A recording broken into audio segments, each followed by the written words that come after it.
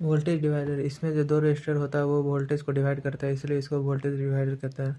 इसमें जो वाइसिंग होती है वो इंडिपेंडेंट होता है किसी भी टेम्परेचर से, जैसे बीटा फैक्टर से वो इंडिपेंडेंट होता है।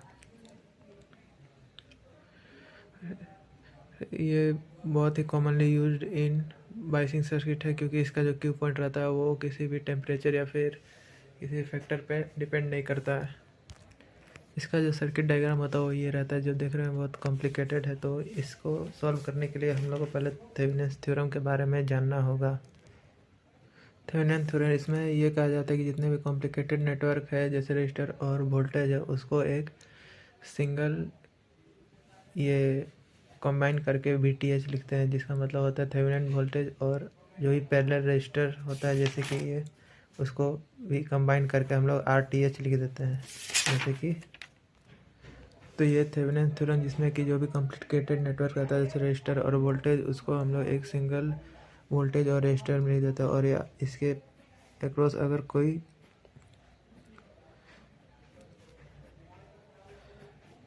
रजिस्टर लगा हुआ इस टर्मिनल के बाद, तो उसको हम लोग लोड रजिस्टर कर देते हैं आर एल। और ये हो गया आर टी एच, और ये हो गया we T H. Voltage divider circuit का ये डायग्राम बना रहता है, तो इसको हम लोग ग्राउंड कर देंगे।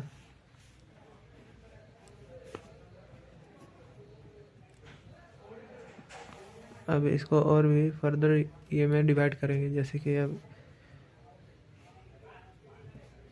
ये आर सी रहा,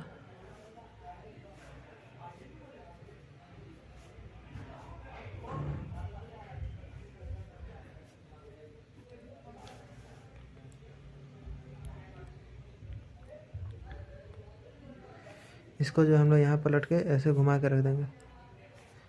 ये जो रहेगा वो ऐसे पैरेलल में आ जाएगा, ये यहाँ पर वीसीसी आ जाएगा जैसे ये ऐसे।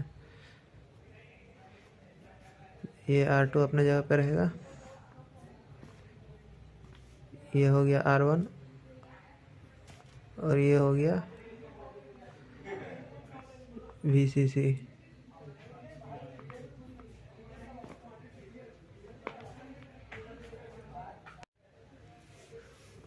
ये हो गया R1, ये हो गया R2। अब यहाँ पर देख रहे हैं कि ये बहुत कॉम्प्लिकेटेड सर्किट है, तो यहाँ पर हम लोग थेवेनिन थ्योरम लगाएंगे इस वाले लूप में।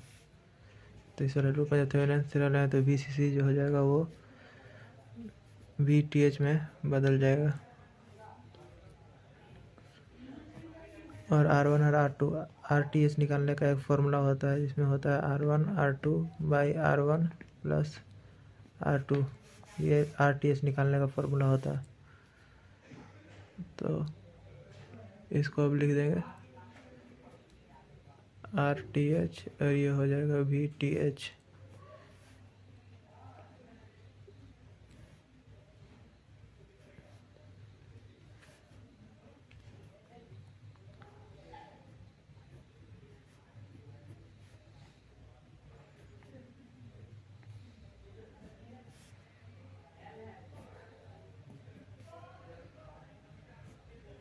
ये हो गया RE, और ये हो गया RC को एज इट इज लिख देंगे। और यहाँ पर VCC जो इसका अपना टर्मिनल था जो यहाँ पर भी है, वो एज इट इज रहेगा।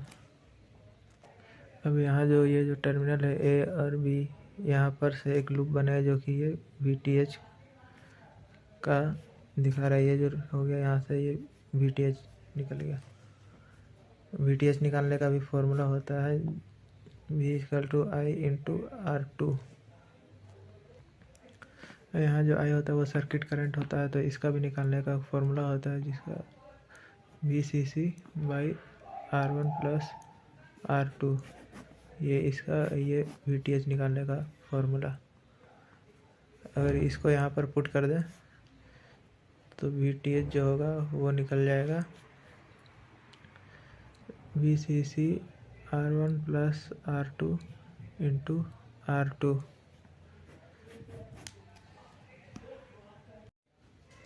तो अब इस सर्किट का वो उसका क्यू पॉइंट हम लोग फाइंड करेंगे। क्यू पॉइंट जो होता है वो होता है IC और VC। IC होता है कलेक्टर करंट, और VC हो गया वोल्टेज अक्रॉस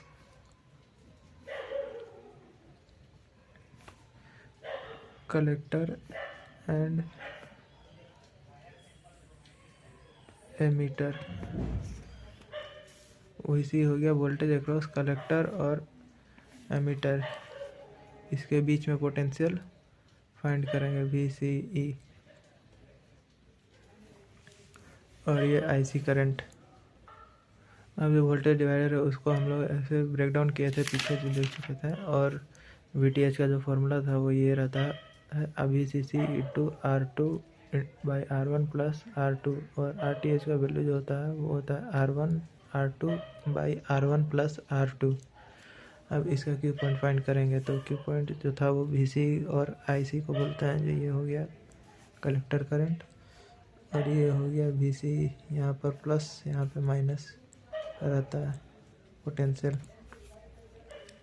तब इस लूप में देखें तो इस लूप को ये हो गया हमारा इनपुट सेक्शन, ये ग्राउंड करना था, ये हो गया इनपुट सेक्शन, और ये हो गया आउटपुट सेक्शन।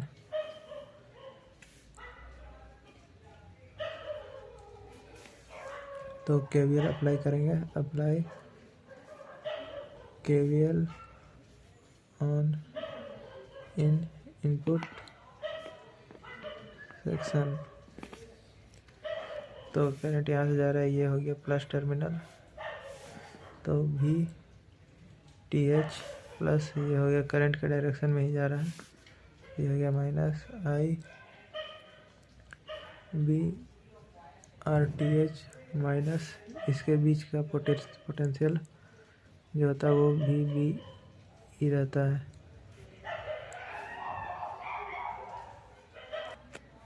VB यहाँ पर प्लस चार्ज रहता है, यहाँ पर माइनस टर्मिनल रहता है, तो माइनस VBE। और उसके बाद ये जो हो गया ये करंट के डायरेक्शन में जा रहा था, ये IERE इक्वल टू 0। तो अब इस इक्वेशन को सॉल्व करेंगे और यहाँ पर से IB का वैल्यू निकालेंगे, क्योंकि हम लोग जानते हैं IC जो होता है वो होता है बीटा IB। यहाँ से हम लोग वो इक्वेशन निकालेंगे, तो इसको सॉल्व करते हैं। VB और IE की जगह हम लोग क्या लिख सकते हैं, beta plus 1 IB RE। IB RE हम लोग यहाँ से निकाला है करंट इक्वेशन से। IC equal to IE equal to जो होता है वो होता है IC प्लस IB, और IC इक्वल टू जानते हैं हम लोग बीटा IB होता है।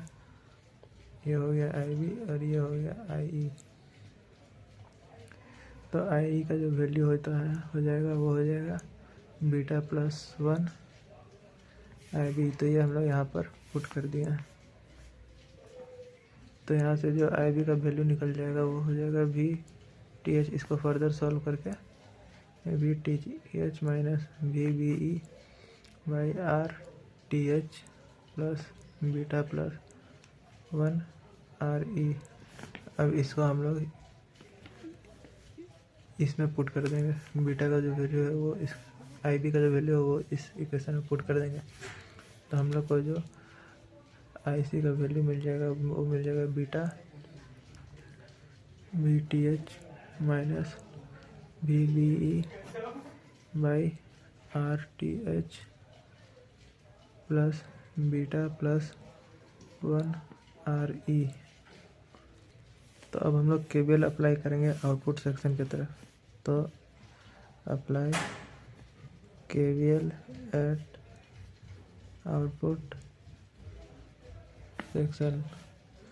तो यहाँ पर VCC minus IC RC minus VCE minus IE RE equal to 0। यहाँ पर हम लोग VCC और RC और RE को कॉमन ले लेंगे, क्योंकि IC और I जो होगा वो उसका वैल्यू जो होगा लगभग सेम होता है। क्योंकि हम लोग एक इक्वेशन में जाना था कि IC जो होता है वो अल्फा IE प्लस IEC और ये होता है नेग्लिजिबल करंट होता है रिवर्स वाइज।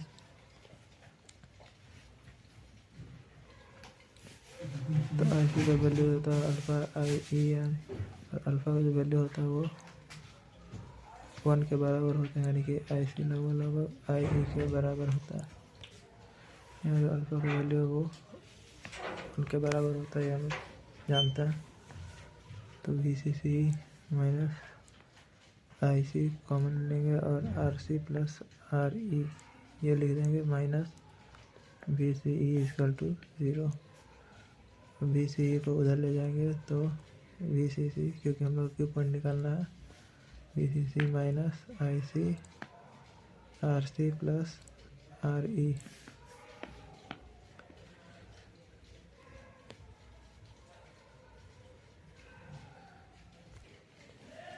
तो ये हो गया VCE का वैल्यू, और IC का हम लोग निकाल लेते हैं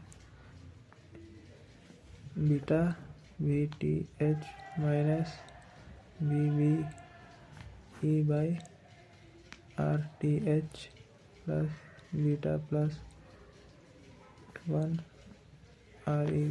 तो RTH जो होता है वो पैरेलल में रहता है, जिसका वैल्यू जो होता है वो बहुत बहुत स्मॉल होता है बीटा RE के। यहाँ पर 1 को भी नेग्लिजिबल करके इसको हम लोग ऐसे लिख सकते हैं VTH minus VBE by RTH plus beta RE। तो RTH जो होता है वो पैरेलल रजिस्टर में रहता है, जिसके कारण हम लोग इसका नेग्लिजिबल कर देते हैं, जिसका वैल्यू बहुत स्मॉल रहता है। तो इसको हम लोग ऐसे लिख सकते हैं बीटा VTH माइनस VBE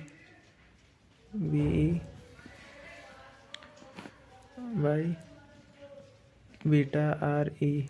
तो यहाँ बीटा बीटा कट गया, तो VTH minus VBE by RE। तो देख सकते कि IC का जो वैल्यू आया वो उसमें कोई भी टेम्परेचर फैक्टर या फिर बीटा फैक्टर नहीं आ रहा है, जिसका मतलब ये टेम्परेचर और इस अदर फैक्टर से डिपेंड नहीं करता, जिसके कारण इसका क्यू पॉइंट जो रहता है वो स्टेबल रहता है। बस यही था वोल्टेज डिवाइडर सर्किट। ये हो गया IC।